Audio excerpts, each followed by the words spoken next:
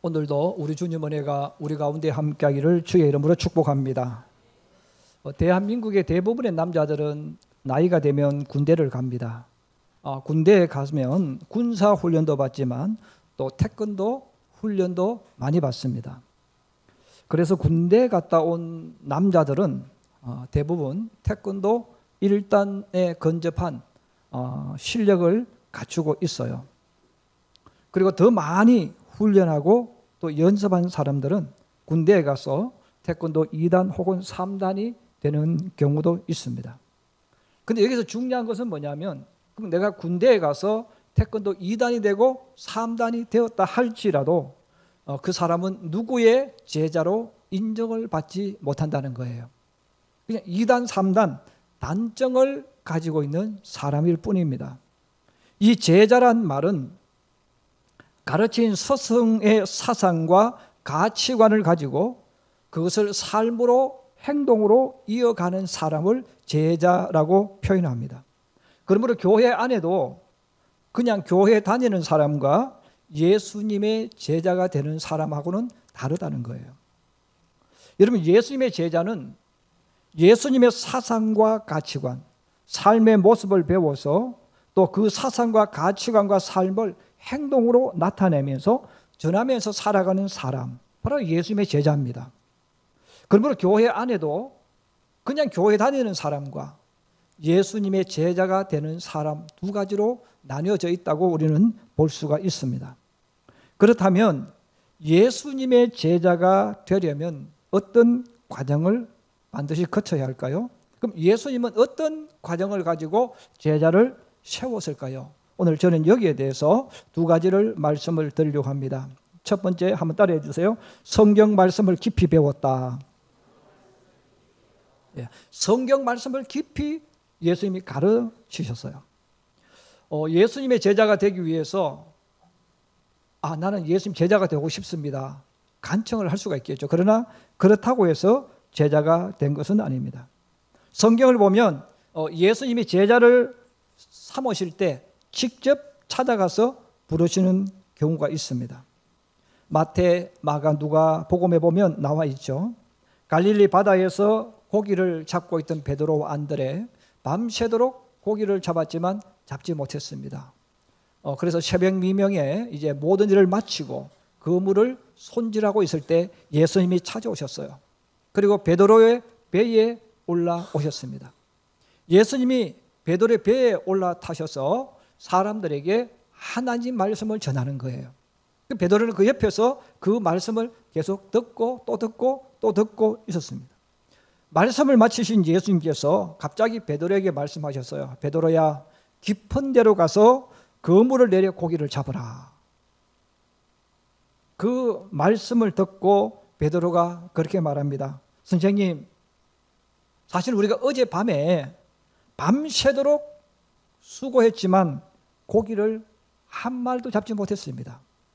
그렇지만 오늘 지금 주님께서 말씀하시니 그 말씀 믿고 말씀에 의지하여 제가 그물을 내리겠습니다. 그리고는 배를 저어가지고 바다 깊은 곳으로 갔습니다. 깊은 곳에 가서 그물을 내렸습니다. 성경은 이렇게 말합니다. 잡힌 고기가 너무 많아 그물이 찢어지게 되었다. 이런 깊은 곳은 고기가 없는 곳이잖아요. 고기가 없는 곳에 가서 그물을 내리라고 말씀하셨는데 예수님 말씀대로 하니까 고기가 너무 많이 잡혀서 그물이 찢어지게 됐다는 거예요. 그래서 혼자 도저히 베드로와 안드레 두 사람이 감당할 수 없어서 마침 주변에 보니까 배가 하나 있습니다. 그 배에 보니까 자기가 너무 잘 아는 사람이 타고 있었습니다. 그래서 베드로가 크게 불렀습니다. 어이 야고보, 요한 좀 도와줘. 그 말을 듣고 옆에 있던 고기 잡던 야고보, 요한이 배를 저어 와서 4명이서 그 그물을 들어 올렸다는 거예요. 그 그물을 들어 올려서 고기를 배에 실었는데 두 배가 가라앉을 정도로 고기를 많이 잡았다는 거예요. 자, 이렇게 자기들이 눈앞에서 예수님이 행하시는 놀라운 일들을 보게 되어졌어요. 자, 이런 현상 속에 있을 때 갑자기 예수님께서 말씀하셨어요.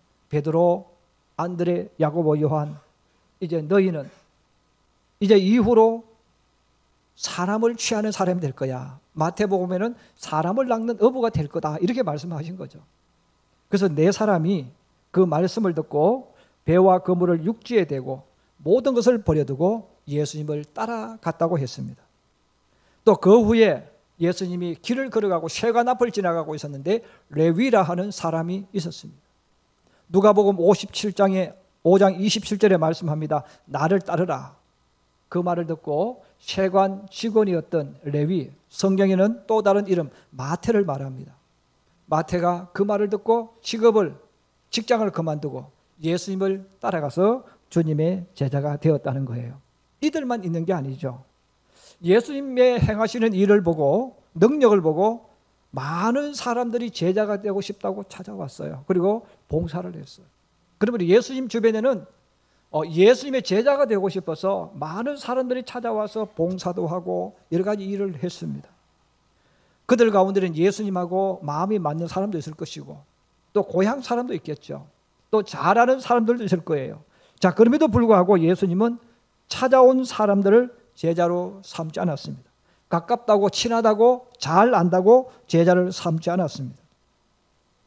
누가복음 6장 12절에 말씀합니다. 이때 예수께서 기도하시러 산으로 가서 밤이 새도록 하나님께 기도하시고 밝음에 그 제자들을 부르사 그 중에 12를 택하여 사도로 칭하셨으니, 바로 예수님은 제자들을 선택하기 위해서 산에 올라가셔서 밤새도록 기도했다는 거예요. 여러분, 지금은 많이 사라졌지만 한국 교회를 이야기할 때 몇 가지 특징이 있습니다. 새벽 기도회, 또 하나는 철야 기도, 또 하나는 산 기도입니다. 여러분, 우리 한국 사람들이 산 기도를 많이 갔어요. 지금은 산 계곡에도 집들이 많아서 기도하기 어렵지만 옛날에는 사람들이 별로 없었잖아요. 그럼 여러분, 우리가 산에 가서 기도 많이 했어요. 우리나라가 시초가 아니라 예수님이 시초입니다. 예수님 산에 가서 기도하셨어요. 여러분, 철야 기도도 마찬가지예요. 우리나라가 철야 기도를 시작한 게 아니라 예수님이 밤새도록 기도하신 거예요. 그래서 예수님이 바로 이렇게 산에 가서 기도하시고 밤을 새면서 기도하신 이후에 사도들을 부르셨다, 이렇게 말합니다. 여러분, 사도와 제자는 조금 달라요. 예수님의 제자들은 12명도 있고 72명도 있고 또 많은 제자들이 있어요. 근데 이들은 자기 직업을 가지고 있는 사람도 있어요. 근데 사도라는 말은 예수님의 이 말씀을 전하기 위해서 직업도 버려야 되고 오로지 주님께 나와서 말씀을 듣고 훈련받는 사람, 바로 12를 말합니다. 자, 예수님이 이 12명의 제자들을 부르신 이후에 첫 번째 하신 일이 뭐냐면 성경을 가르치기 시작했어요. 예수님은 성경에 대해서 깊이 있게 가르치고 또 가르치고 또 가르치고 또 가르쳤습니다. 그럼 예수님만 가르친 것이 아니죠. 바리새인들도, 유대의 지도자들도, 세례 요한도, 신앙 공동체의 리더자들도 성경을 가르쳤습니다. 자, 가르쳤는데 그들 중에 성경을 가장 많이 가르치는 인물들이 바리새인들입니다. 그럼 이 바리새인들의 신분은 성경에 보면 서기관, 율법학자들입니다. 지금으로 말하면 내가 공부를 열심히 해서 대학 가서 신학대학원을 나오고 또 신학 박사학위를 가지고 있는 레벨에 있는 사람들이에요. 이들은 성경을 달달달 외웁니다. 성경을 너무너무 잘 알고 깊이 있게 아는 사람들이죠. 자, 그런데 이 바리새인들이 서기관과 율법학자가 되어서 성경을 가르치고 가르쳤는데 예수님이 가르치는 것과 달랐다는 거예요. 왜 달랐을까? 서기관과 바리새인들은 사람이 배운 지식, 철학, 경험, 이것을 가지고 가르친 거예요. 여러분, 오늘날 우리도 마찬가지예요. 우리 많은 사람들이 누군가로부터 듣고 배우는 거예요. 내가 확인하지 않아요. 여러분, 대학 교수들도 논문 표절에 항상 시달립니다. 그 시달리는 이유가 뭐냐면 내가 독창적으로 논문 쓰는 사람 아무도 없습니다. 누구의 것을 가져와서 베껴가지고 내게 하는 거죠. 그래서 예를 들어 3분의 1이 넘으면 표절, 3분의 1이 아니면 표절 아님, 이렇게 되는 거예요. 노래도 똑같아요. 여러분, 작곡도 작사도요, 남의 곡 가져와서 3분의 1이 넘지 않으면 표절이 아니에요. 예를 들어서 이야기하면 3분의 2가 넘으면 표절이 되는 거예요. 그럼 나머지 3분의 1은 가져왔다는 거예요. 어디서 가져오고 가져오는 거죠.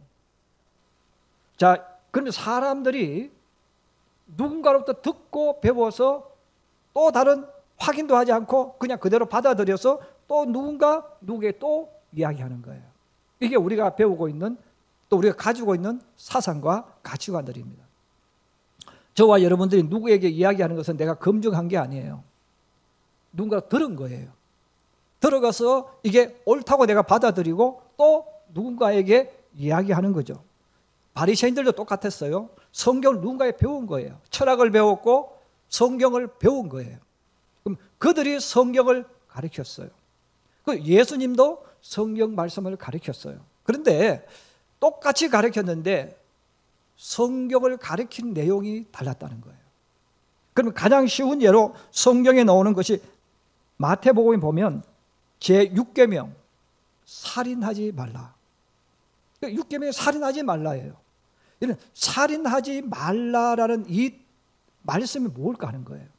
그 바리새인들은 지식으로 배웠고요, 이성으로 배웠어요, 철학으로 배웠어요.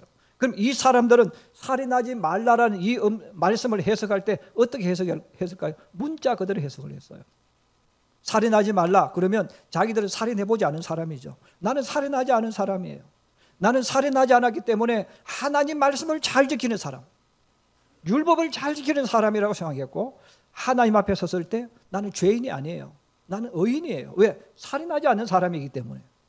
그럼 예수님은 살인하지 말라는 이 말씀을 어떻게 가르쳤습니까? 여러분, 살인하지 말라는 이 하나님의 말씀은 사랑하지 않는 것, 상대방을 존중하지 않고 무시하는 것, 상대방을 업신여기는 행동과 말, 이게 살인이라는 거예요. 바리새인들은 사람의 목숨을 해하는 게 살인이라고 말했다면 예수님은 하나님이 주신 이 살인하지 말라는 음성은 목숨의 문제일 뿐 아니라 너가 만나고 대화하는 사람들, 부부도 똑같은 거예요. 내 배우자를 사랑하지 않는 것이 살인하는 거예요. 내 배우자를 존중하지 않고 무시하는 것, 업신여기는 행동과 말하는 것, 살인하는 거예요. 자, 그래서 여러분 마태복음 5장 22절에 예수님이 이렇게 말씀하셨어요. 나는 너희에게 이르노니 형제에게 노하는 자마다 심판을 받게 되고 형제를 대하여 라가라 하는 자는 공회에 잡혀가게 되고 미련한 놈이라 하는 자는 지옥불에 들어가게 되리라. 심판받는다는 거예요. 여러분, 살인하는 자가 누굽니까? 살인자가 누굽니까? 형제에게 화를 내는 거예요. 여러분, 집에서 만약에 부부끼리 싸우다가 상대방이 화를 냈어요. 여러분, 그 사람은 살인하는 사람이에요. 여러분, 형제와 친구와 부부가 있으면서 라가라 하는 자, 다시 욕하는 자, 살인한 자였어요. 또 상대방이 내가 원하는 대로 이루어지지 않을 때 아유, 이 미련한 놈, 이렇게 말했다면 나는 살인한 자인 거예요. 그럼 왜 미련하다고 말합니까? 나는 똑똑하고 지혜롭다고 생각하는 거죠. 다시 내가 교만해져 있는 거예요. 상대방은 무시하고 업신여긴 거예요.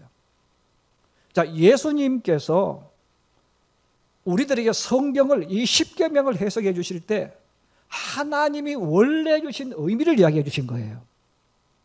자, 그러면 보세요. 바리새인들이 자기들이 성경을 해석했을 때는 나는 율법을 잘 지키는 사람, 나는 의로운 사람, 나는 회개할 것이 없는 사람, 나는 다른 사람을 가르칠 수 있고 뭔가 할 수 있는 사람이었어요. 그런데 예수님 말씀대로 하면 바리새인들은 누굽니까? 죄인이죠. 바리새인들이 누굽니까? 회개해야 될 사람들이에요. 바리새인들이 누굽니까? 지옥에 들어갈 사람이었어요. 그럼 이들은 나는 의인이고 너는 나쁜 사람이야, 이중적인 잣대를 가지고 있었던 이유가 바로 성경을 해석할 때 사람의 이성, 지성, 철학, 누구에게 들었던 것을 가지고 가르쳤다는 거예요. 그것만 그런 게 아니에요. 천국에 대해서도 마찬가지예요. 천국은 어떤 곳일까? 천국은 어떤 사람이 들어갈 수 있을까에 대해서도 마찬가지죠. 우리 성도들 가운데도 그런 분이 많을 거예요. 부부가 열심히 예수를 믿어요. 그럼 두 분이 천국 가서 만나면 이런 부부로 살까요? 살지 않을까요? 여러분, 이 땅에서 결혼해서 부부로 살아요. 그러면 두 분 다 천국 갔어요. 그러면 부부로 살 건지 살지 않을 건지. 또 그러면 예수를 남편이 믿지 않고 아니면 아내가 믿지 않는데 그러면 부부 사이가 너무 좋아. 그럼 한쪽은 천국에 가고 한쪽은 천국에 못 갔을 때 혼자 살아야 될까? 여러분, 그럼 부활이 진짜 일어날 수 있을까? 실제로 궁금한 사항 아닙니까? 진짜 천국에서 어떤 일이 일어날까? 우리 모두 궁금한 거예요. 그럼 바리새인들은 여기에 대해서 생각과 사상을 가지고 이야기하죠. 상상을 하는 거예요. 아, 천국은 이럴 것이야. 저럴 것이야. 근데 여러분, 천국을 아시는 분은 주님이십니다. 그 주님이 정확하게 천국은 어떤 곳이다 하는 것을 알려주시고 가르쳐 주셨다는 거예요. 천국에 들어가는 사람도 마찬가지죠. 천국에 어떤 사람이 들어갈까? 또 지옥은 어떤 사람이 들어가며 지옥은 어떤 곳일까? 대부분의 사람들은 상상하는 거예요. 아니면 누군가 들은 이야기를 하는 거죠. 저도 어렸을 때부터 우리 믿지 않는 우리 어른들 또 친구들이 끊임없이 예수 믿는 저한테 했던 질문이 그거예요. 천국, 지옥 누가 들어가는지. 성경 읽지 않는 그들이 저보다 더 유식하게 이야기해요. 천국은 이런 사람이 들어가는 곳, 뭐 지옥은 이런 사람이 들어가는 곳, 이렇게 이야기를 했어요. 자, 이런 수많은 질문과 대답에 대해서 바리새인들은 또 유대 지도자들은 자기들이 이해할 수 있고 사람들에게 보여줄 수 있는 방법을 찾는데 이게 바로 뭐냐면 율법을 준수하는 거예요. 여러분, 천국 들어가는 사람 누구일까? 사람들마다 이렇게 저렇게 이야기하지 않겠어요? 그럼 이 바리새인들, 이 유대 지도자들이 그럼 천국은 누가 들어갈까? 율법을 지키는 사람. 믿음이 좋은 사람은 누구일까? 율법을 지키는 사람. 하나님의 백성은 누가 하나님의 백성일까? 율법을 지키는 사람. 그들이 말할 수 있고 이야기할 수준이 바로 거기에요. 근데 예수님은 전혀 다르게 가르쳤어요. 천국은 율법을 지킨 자가 들어가는 게 아니에요. 한번 따라해 주세요. 천국은 하나님 백성이 들어가는 집. 다시 한번요. 천국은 하나님 백성이 들어가는 집. 믿으시면 아멘. 바리새인들은 그래서 율법을 가르쳤기 때문에 천국은 누가 들어갑니까? 율법을 잘 지키는 사람. 율법은 10계명을 말해요. 이미 바리새인들이 10계명 다 범했잖아요. 그렇죠? 다른 거 다 내려놓고 6계명 번에 살인했거든. 벌써 무시했고 업신여겼고 존중했고. 실제로 여러분, 우리가 이 땅에 사는 동안 내가 사랑하고 존중하는 사람에게는 화를 내지 않습니다. 내가 사랑하고 존중하는 사람은 내가 그의 말에 귀를 열고 듣습니다. 여러분, 부부끼리 왜 싸울까요? 네. 무시하고 없인 여기기 때문에 싸우는 거예요. 여러분, 내 배우자를 내가 사랑하고 존중하면 싸우지 않습니다. 귀를 열고 배우자의 말을 듣습니다. 근데 왜 화가 납니까? 내가 사랑하고 존중하지 않기 때문에 화가 나는 거예요. 이건 제가 해석하는 게 아니고 예수님이 알려주시는 거예요. 그러면 우리는 이 땅에 사는 동안 가장 많은 죄를 생활 속 짓는 죄가 뭐냐면 살인하는 죄예요. 계속 살인해요. 그런데 우리는 살인하지 않는다고 착각하고 나는 착하게 살고 바르게 산다고 스스로 살아가는 거예요. 그러면 그 사람은 천국 가지 못해. 이 세상에서요, 어떤 사람도 천국도 갈 수 없어요. 왜? 다 살인하는 자들이잖아요. 근데 예수님께서 말씀해 주신 거예요. 천국은 그런 사람이 가는 게 아니야. 하나님의 자녀가 가는 곳이야. 그래서 예수님이 이 땅에 우리를 하나님의 자녀로 회복시키려고 오셨다는 거예요. 예수를 믿는다는 말은 하나님의 자녀로 회복된다는 뜻이에요. 예수님께서 바로 바리새인들에게 불쌍하게 믿음의 길을 걸으라는 그들에게 알려주시는 거예요. 그래서 바리새인들은 율법을 지키기 위해서 목숨을 걸었어요. 율법을 지키려고 몸부림친 거예요. 근데 중요한 것은 목숨을 걸었고 지키려고 몸부림을 치면 칠수록 하나님하고 점점점 멀어집니다. 왜? 내 의로 내가 무언가를 노력으로 가려고 하기 때문에 하나님에 따라는 자꾸 멀어져요. 여러분들이 예수 믿는 똑같아요. 여러분이 내가 몸으로 내가 어떤 봉사로 하나님 앞에 더 잘하려고 하면 할수록 여러분들은 돌아서면 허무함에 밀려옵니다. 여러분들이 내가 예수를 올바로 믿으려고요, 거짓말하지 않으려고요, 또 교통법규 지키려고 몸부림치며 살아보세요. 그럼 여러분들 행복이 올까요? 아닙니다. 반대가 됩니다. 허무하고 또 허무하고. 왜? 내가 교통법 맨날 어기고 있거든요. 여러분, 하나님께서 우리들에게 알려주시는 것은 너희는 지금 헛된 것을 가지고 믿는다는 거예요. 그러므로 그들은 성경을 잘못 배웠기 때문에 잘못을 계속 가르치는 거예요. 그래서 예수님은 제자들에게 천국에 대해서, 율법에 대해서, 하나님 백성에 대해서 계속 가르쳐 주시는 거예요. 그러면서 예수님이 마지막 알려주시는 게 있어요.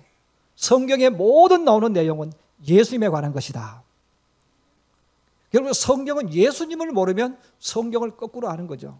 예수님을 딱 빼고 성경을 믿으면 율법주의가 돼요. 예수님께서 제사, 구약, 레위기부터 시작해서 성막, 성전, 제사, 그 모든 게 뭡니까? 예수 그리스도예요. 이 땅에 오실 예수님에 대한 것입니다. 예수님께서 말씀하는 거죠. 내가 메시아라는 거예요. 그리고 성경에 말씀하신 그대로 사흘 만에 모든 사람의 죄를 지시고 죽으시고 부활하시고 다시금 오신다 하시는 거예요. 그래서 예수님이 이 성경에 대해서 철저하게 알려주시고 알려주셨어요. 여러분, 우리가 믿음의 길을 걸어갈 때 정말로 올바른 주님의 제자가 되기 위해서 우리가 반드시 해야 되는 게 뭐냐면 성경 공부를 올바로 하는 거예요. 그러면 여러분, 내가 성경 공부를 하지 않고 혼자 설교를 듣고 주일에 와서 예배 드리고 집에 갑니다. 그럼 이분은 10년을 예수 믿어도 20년을 예수 믿어도 그냥 교회에 다니는 사람. 내가 교회 다니면서 그냥 교회 다니는 사람을 사사기 마지막 결론을 그렇게 말해요. 한 번 더 따라해 주세요. 자기 소견에 옳은 대로 살아가는 사람. 교회를 다니는데 예수를 믿는다고 입으로 고백했지만 자기 소견에 옳은 대로 살아가는 거예요. 자기 소견에 옳은 대로 사는 사람은 예수 믿는 사람이 아니에요. 여러분, 예수 믿는 사람은 율법적인 사람, 도덕적인 사람, 윤리적인 사람이 아니에요. 여러분, 교회를 안 다녀도 예수를 믿지 않아도 세상에서 가르치는 것이 있어요. 그건 뭡니까? 사람은 착하게 살아야 돼. 사람은 바르게 살아야 돼. 이 교육은 교회를 안 다니는 사람들이 가르치는 거예요. 여러분, 교회는 착하게 살기 위해서 나오는 게 아니에요. 성공하기 위해서 나오는 게 아니에요. 그건 기본이에요. 그건 교회를 안 나와도 배울 수 있고 교회를 안 나와도 가르치는 거예요. 그럼 우리가 예수 믿는 것은 착하게 살기 위해서 예수 믿는 게 아니에요. 하나님의 자녀이기 때문에 하나님 백성으로 살기 위해서 나오는 거예요. 그러므로 우리 예수 믿는 사람이 성경만 알고 율법주의가 되어지면 늘 그렇게 이야기할 수 있겠죠. 착하게 살아야 돼. 바르게 살아야 돼. 이것만 가르치는 거예요.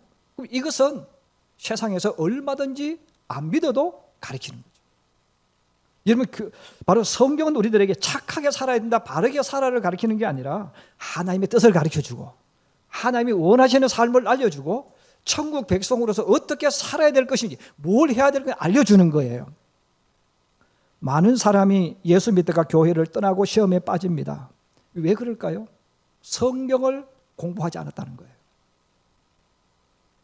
여러분, 성경을 올바로 알고 올바로 배운 사람은 환난이 올 수도 있고 시험이 올 수 있고 어려운 일을 만날 수 있어요. 그러나 안 넘어집니다. 어떤 일이 있어도 주님을 붙잡고 나가는 거예요. 왜? 진리를 알기 때문에 그런 거예요. 그러므로 우리가 이 땅에 사는 동안 만약에 여러분들이 내가 성경 공부를 하지 않고 예수 믿는 사람이다 그러면 여러분들은 그냥 자기 생각에 옳은 대로 살아가는 신앙인이 될 확률이 제일 많다는 거예요. 그래서 그 사람들은 이야기하면 다른 사람과 이야기할 때도 항상 착하게 살고 바르게 살고 윤리적으로 살고 도덕적으로 살고 법을 지켜야 되고 뭐 이런 이야기만 하는 사람이라는 거예요. 여러분, 성경은 우리들에게 그걸 이야기하라고 가르치는 게 아니에요. 하나님의 자녀이기 때문에 하나님의 백성으로 어떻게 살 것인가를 가르치라는 거예요. 또 내가 그걸 알고 그 길을 걸어갈 수 있습니다. 그래서 성경 공부는 반드시 해야 된다. 성경 공부를 하지 않는 사람은 사사기하고 똑같은 거예요. 자기 소견에, 자기 생각에 옳은 대로 살아가는 사람. 그럼 예수님은 그래서 제자들을 3년 동안 성경을 가르치고 또 성경을 가르쳤어요. 그 두 번째 성경을 가르친 이후에 예수님이 명령하신 것이 있습니다. 우리 한번 따라해 주세요. 성령을 받아라. 다시 한번요. 성령을 받아라. 여러분, 성경을 배우고 그 다음에 반드시 해야 될 게 두 가지가 성령을 받는 거예요. 성경을 올바로 배우는 것은 나무가 뿌리를 땅속으로 내리는 것과 같습니다. 나무가 자라고 과일을 맺기 위해서 반드시 해야 되는 첫 번째는 뿌리를 땅속으로 내리는 거예요. 땅속에 일단 뿌리가 내려져야 되는 거죠. 그럼 나무가 뿌리를 땅속으로 내린 이후에 해야 할 것 중요한 것은 영양분을 흡수하는 겁니다. 땅속에 영양분이 많이 있어요. 이 영양분들을 흡수해야 됩니다. 여러분, 영양분을 흡수하는 뿌리를 살아있는 뿌리 혹은 살아있는 나무라고 말을 합니다. 살아있는 뿌리를 가진 나무, 살아있는 나무는요, 저절로 영양분을 흡수해서 잎이 나고 꽃이 피고 열매가 나타납니다. 바로 예수님께서 제자들에게 3년 동안 쉬지 않고 하나님 말씀을 가르치신 이후에 명령이 바로 이거죠. 성령 받으라. 사도행전 1장 8절에 성춘하시기 전에 예수님께서 제자들에게 마지막 명령을 하십니다. 예루살렘을 떠나지 말고 내게서 들은 바 아버지께서 약속하신 것을 기다리라. 요한은 물로 세례를 베풀었으나 너희는 몇 날이 못되어 성령으로 세례를 받으리라. 약속을 하셨어요. 성령을 주신다는 거예요. 성령을 보내신다는 거죠. 이 성령을 받아야 너희가 일을 할 수 있다. 우리가 너무나 잘 아는 사도행전 1장 8절은 그래서 나오는 거예요. 오직 성령이 너희에게 임하시면 너희가 권능을 받고 예루살렘과 온 유대와 사마리아와 땅 끝까지 이르러 내 증인이 되리라. 바로 예수님께서 사랑하는 제자들에게 이 명령을 해요. 성령을 받으라.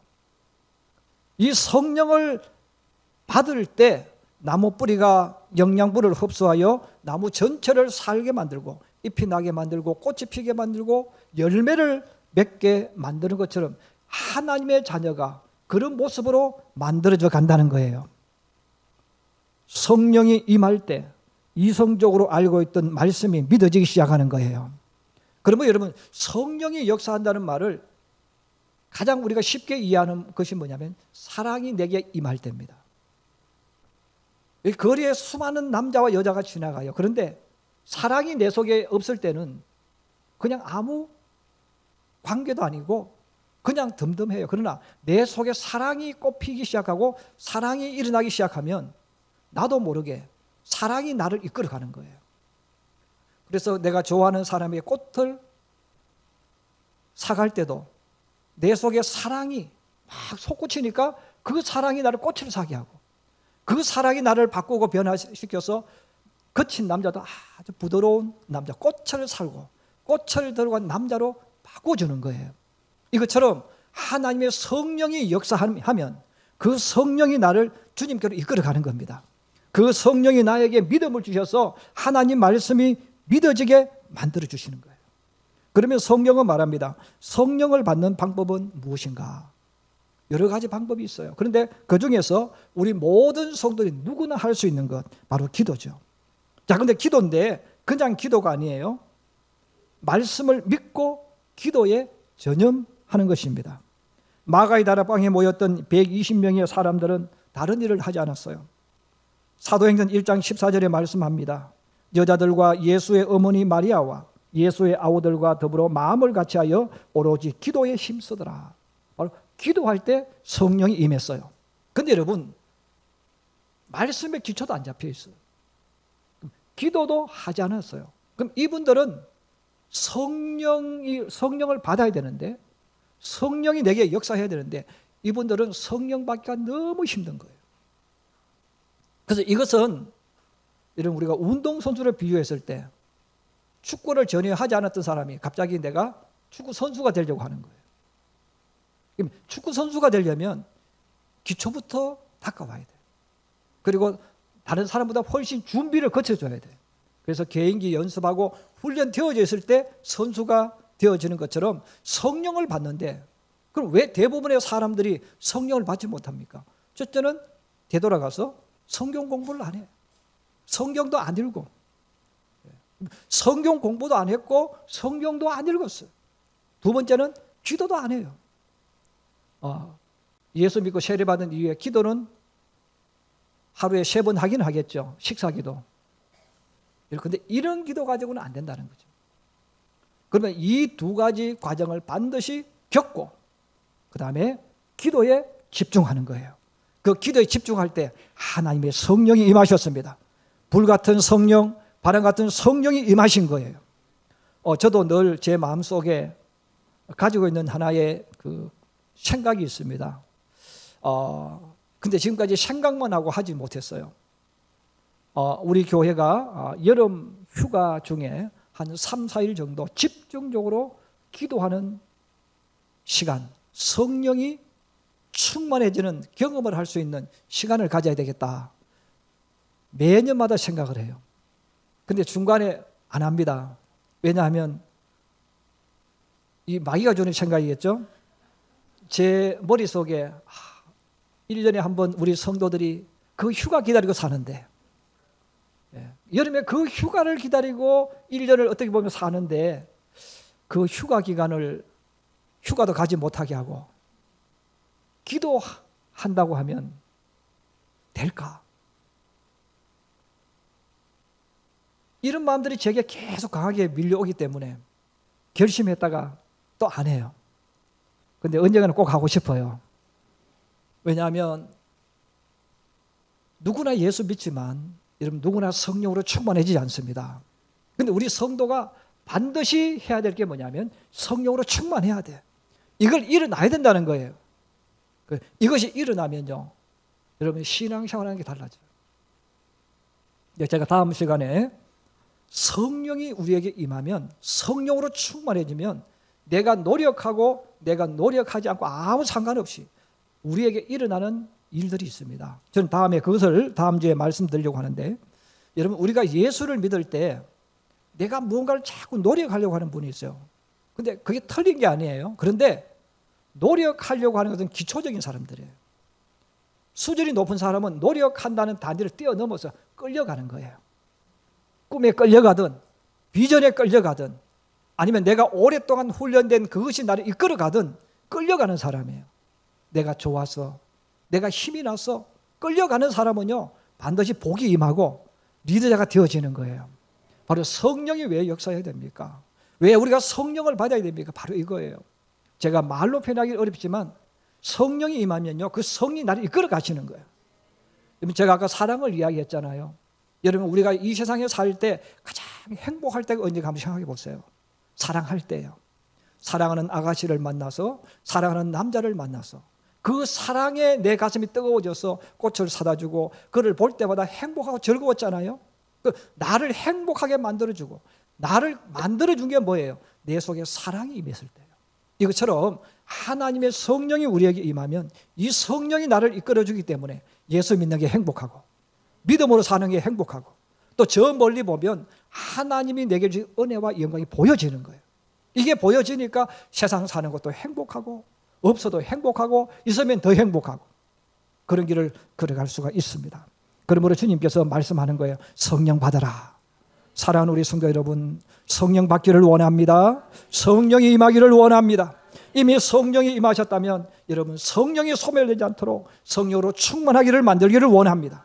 여러분 그것이 이루어졌을 때 예수 믿는 게 얼마나 행복한지 알 수 있고 여러분 예수 믿는 게 내 인생에 얼마나 소중한가를 알 수 있습니다. 성령 받는 성령의 사람들이 되기를 주의 이름으로 축복합니다.